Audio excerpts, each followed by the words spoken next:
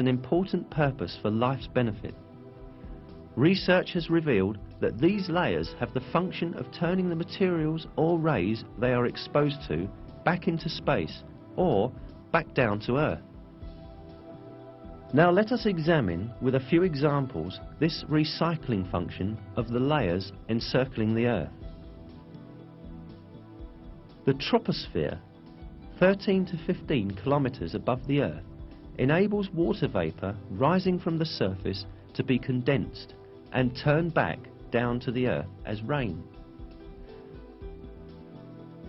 The ozone layer, at an altitude of 25 kilometers, reflects harmful radiation and ultraviolet light coming from space and turns both back into space.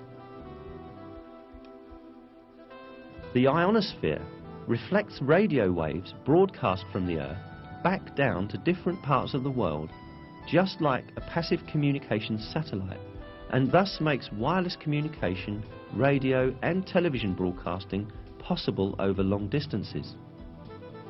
The fact that this property of the sky's layers, which could only be scientifically discovered recently, was declared centuries ago in the Qur'an, once again demonstrates that the Qur'an is the Word of God.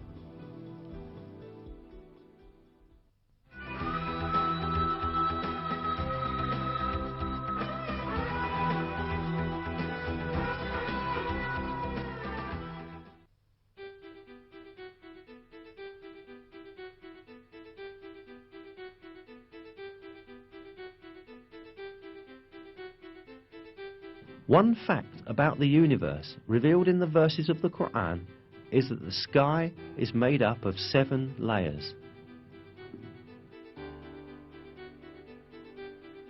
It is He who created everything on the earth for you and then directed His attention up to heaven and arranged it into 7 regular heavens. He has knowledge of all things. Then He turned to heaven when it was smoke. In 2 days He determined them as 7 heavens and revealed in every heaven its own mandate.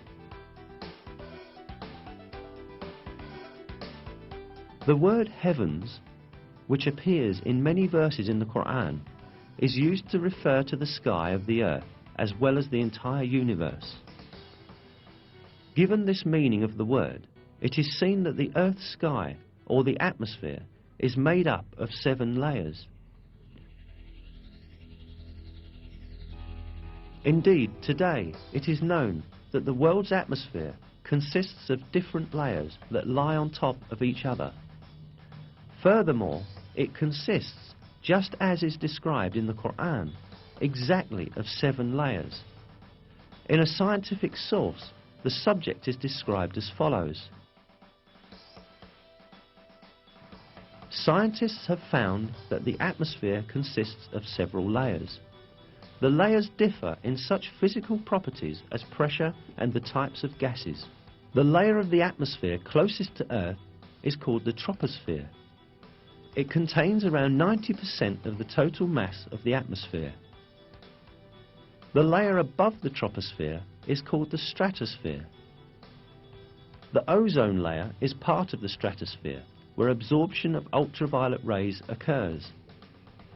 The layer above the stratosphere is called the mesosphere. The thermosphere lies above the mesosphere. The ionized gases form a layer within the thermosphere called the ionosphere. The outermost part of Earth's atmosphere extends from about 480 kilometers out to 960 kilometers. This part is called the exosphere.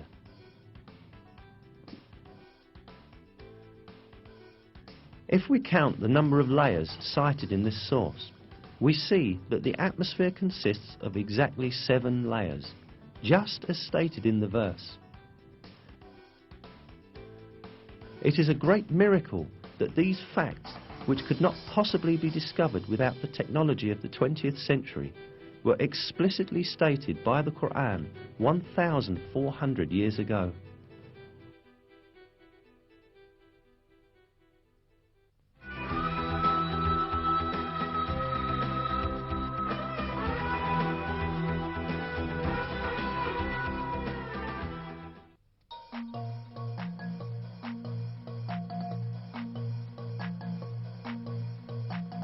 The Qur'an draws attention to a very important geological function of mountains.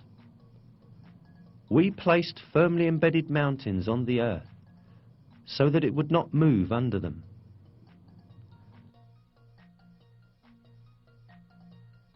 As noticed, it is stated in the verse that the mountains have the function of preventing shocks on the earth. This fact was not known by anyone at the time the Qur'an was revealed. It was in fact brought to light recently as a result of the findings of modern geology. According to these findings, mountains emerge as a result of the movements and collisions of massive plates forming the Earth's crust. When two plates collide, the stronger one slides under the other. The one on top bends and forms heights and mountains. The layer beneath proceeds under the ground and makes a deep extension downward. That means that mountains have a portion stretching downwards as large as their visible portion on the earth. In a scientific text, the structure of mountains is described as follows. Where continents are thicker, as in mountain ranges, the crust sinks deeper into the mantle. In a verse, this role of the mountains is pointed out through a comparison with pegs. Have we not made the earth as a bed, and the mountains its pegs?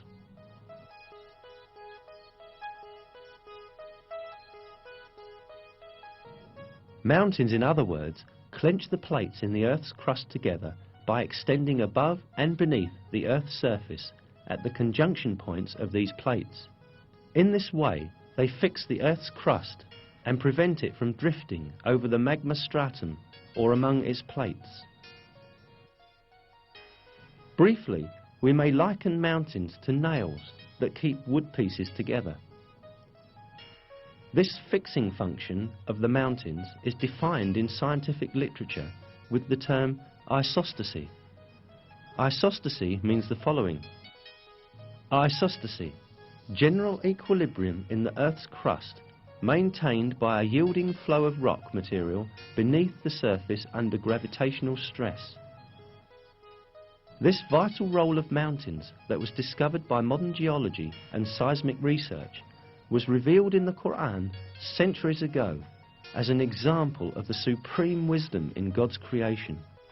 We placed firmly embedded mountains on the earth so that it would not move under them.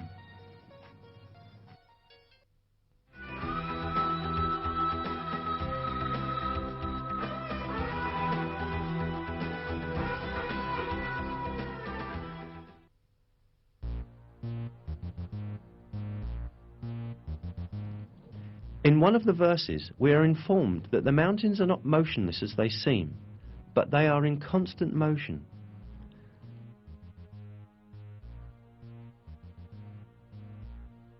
You will see the mountains you reckon to be solid, going past like clouds. Such is the artistry of God, who disposes of all things in perfect order. Surely He is aware of what you do.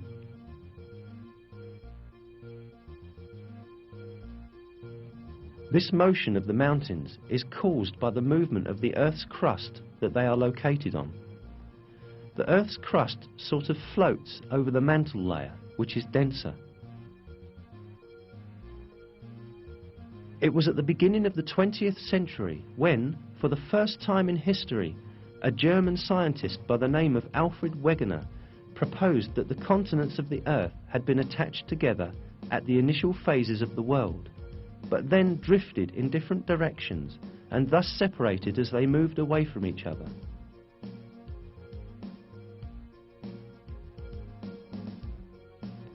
Geologists understood that Wegener was right only in the 1980s, 50 years after his death.